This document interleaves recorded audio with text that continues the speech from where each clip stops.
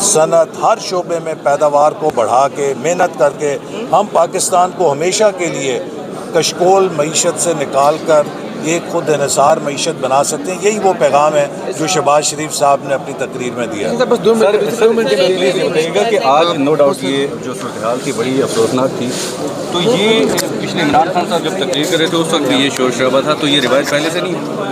دیکھیے اس میں فرق ہے جو ہم نے اس وقت نتائج کے حوالے سے آ کر پھر آپ کو معلوم ہے کہ پارلیمنٹ کے اندر اپنا کردار ادا کیا.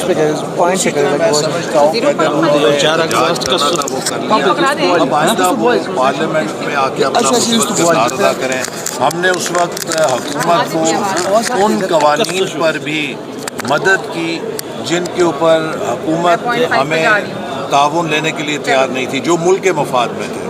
اور اسی لیے میں سمجھتا ہوں کہ اس وقت ہمیں پولرائزیشن کو ختم کرنا چاہیے اور